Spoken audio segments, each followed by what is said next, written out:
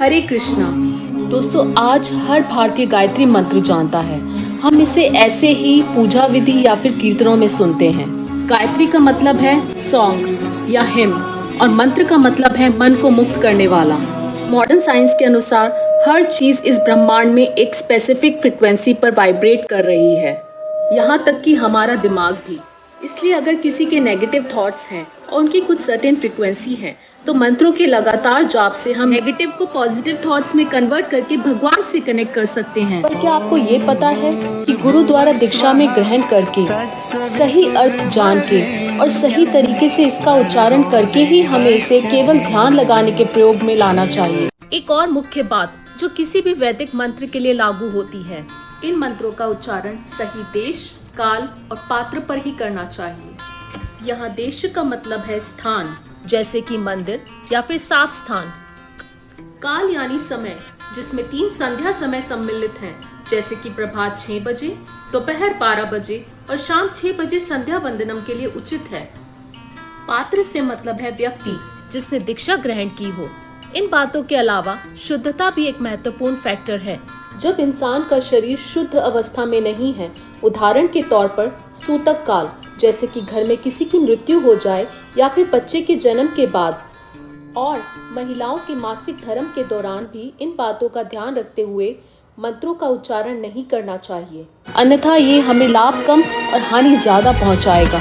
पर ये मंत्र आखिर आए कहाँ से हैं? किस शास्त्र में लिखे हैं ये मंत्र? दोस्तों, यह शक्तिशाली मंत्र और इसके जैसे ही अनेकों मंत्र हमारे संसार के सबसे पहले लिखे हुए शास्त्र ऋग्वेद से आते हैं, जिसकी रचना 1700 BC से भी पहले मुख्य तौर पर वेद व्यास जी और कई ऋषियों के योगदान से हुई। चलिए और जानते हैं ऋग्वेद के बारे में। ऋग्वेदा को 10 भागों यानी मंडलों में विभाजित किया गया। हर मंडल अलग अलग ऋषि द्वारा लिखा गया। मंत्रों के संग्रह को सूक्ता कहा जाता था। पूरे ऋग्वेद में आपको 1028 सूक्ता और टोटल 10,000 से भी ज्यादा मंत्र मिलेंगे। आखिर क्या रहस्य है इन मंत्रों में? दोस्तों, पहले के समय में लोग बहुत ही धार्मिक हुआ करते थे। वे प्रकृति के हर तत्व को ईश्वर की तरह पूजते थे, जिसमें से 5 तत्व मुख्य थे। उन्हें ये भी पता था कि यही 5 तत्व उनके शरीर का भी मूल आधार है।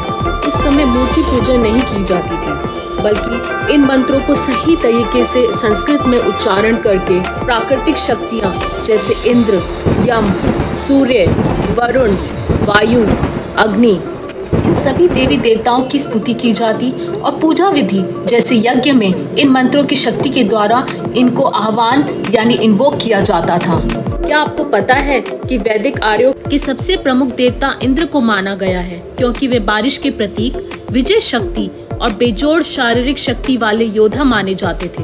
दिलचस्प है ना ये बातें? हर ऋषि मुनि वैज्ञानिकों से कम नहीं थे। कितने स्पिरिचुअल रहे होंगे वो, जो कि ईश्वर को पाना और उनकी सेवा करना इतनी गहराई से जानते थे। अच्छा, तो क्या कोई ऐसे ही इन मंत्रों का उच्चारण करके इनकी शक्ति प्राप्त कर सकता है? ऋग्वेदा में दिए हुए इन मंत्रों के उच्चारण करने के सही नियम और रूल्स होते हैं, जिसकी वजह से आपको अपने ही हानि या लाभ हो सकते हैं। आपको ये जानकर हैरानी होगी कि मंत्रों को रिसाइट करने के रूल्स की अपने आप में ही एक संपूर्ण स्टडी है, जिसे वेदांगा कहते हैं, जो कि इन 6 पार्ट्स में डिवाइडेड है। हमारे भारतीय गुरुकुलों में आज भी ये शिक्षा दी जाती है। दोस्तों, क्या आप नहीं जानना चाहते कि श्री कृष्ण जी ने भगवद गीता में वेदों के बारे में क्या कहा है, और चैतन्य महाप्रभु जी ने कलयुग में मानव जाति के उद्धार के लिए, जिससे वो भगवान को प्राप्त कर सके, ऐसा कौन सा महामंत्र दिया जिसे कोई भी कहीं भी और किसी भी समय सरल तरीके से उच्चारण कर सकता है? ये दोनों बातें जानने के लिए वीडियो के अंत तक मेरे साथ बने रहिएगा। ऋग्वेदा के बारे में एक और रोचनात्मक बात जानते हैं। आपको ये पता होगा कि वैदिक समय में साधारण तौर पे इंसान की 100 वर्ष की आयु के हिसाब से 25 वर्षों के 4 भागों में सुव्यवस्थित तरीके से बांटा गया है, जिसे आश्रम सिस्टम कहते हैं, और वह इन 4 भागों से मिलकर बना है: ब्रह्मचार्य, दाम्पत्य, वानप्रस्थ और सन्यासी। इसी को मद्देनजर रखते हुए ऋग्वेदा के मंत्रों को भी हर आश्रम अवस्था के ग्रहण करने के लिए 4 भागों में बांटा गया। संहिता, ये उन मंत्रों का संग्रह था जो इंसान की ब्रह्मचारी अवस्था में उसकी एजुकेशनल अपब्रिंगिंग के लिए प्रयोग में लाई जाती थी। ब्राह्मणास, ये उन मंत्रों का संग्रह था जिसे मानव अपनी शादीशुदा जिंदगी में प्रैक्टिकल यूज में ला सकता था। अरण्यकास, मानव अपने शुरू के 25 वर्ष ब्रह्मचार्य में बिताने और उसके अगले 25 वर्ष दाम्पत्य जीवन में बिताने के बाद जब 51 वर्ष की उम्र में वन आश्रम ग्रहण करने वन की ओर प्रस्थान करता, तब ये मंत्र उसके स्पिरिचुअल या आध्यात्मिक ज्ञान में मदद करते थे। उपनिषद ये वेदों के सार थे। ऐसा कहा जाता था कि संन्यास के दौरान इसका व्यावहारिक उपयोग तब होता था जब कोई व्यक्ति सृष्टि के पूर्ण सत्य की खोज में संसार का त्याग करता था। वाह, कितना सुव्यवस्थित, सरल और सुखमय था उस समय इंसान का जीवन। आज की भागा दौड़ में तो हम अपने असली मकसद यानी ईश्वर से अपने असली रिश्ते को ही भूल चुके हैं। क्या आप भी एग्री करते हैं मेरी इस बात से? तो नीचे कमेंट कीजिए। दोस्तों, ये पार्ट 1 है। पार्ट 2 में मैं आपके सामने कुछ ऐसे मंत्र लेकर आऊंगी जो कि आपको चौंका देंगे।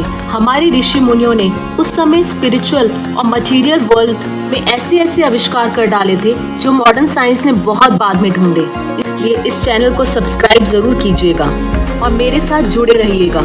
दोस्तों, वेद इस ब्रह्मांड का सबसे ताकतवर ज्ञान है। आइए जानें कि श्री कृष्ण जी गीता में क्या कहते हैं। भगवत गीता चैप्टर 9 श्लोका 17।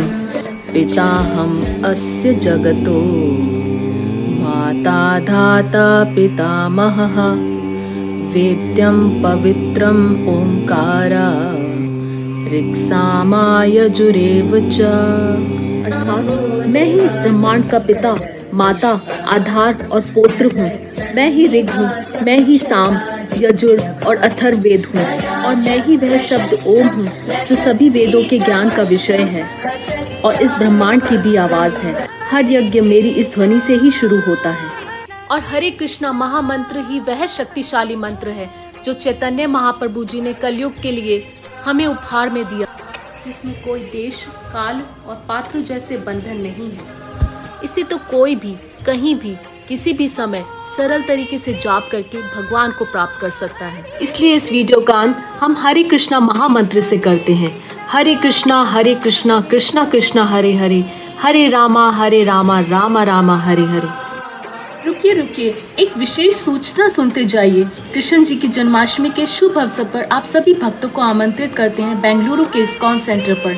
7 सितंबर को साथ मिलकर बनाएंगे। आपकी उपस्थिति हमें आनंदित करेगी। हरे कृष्णा।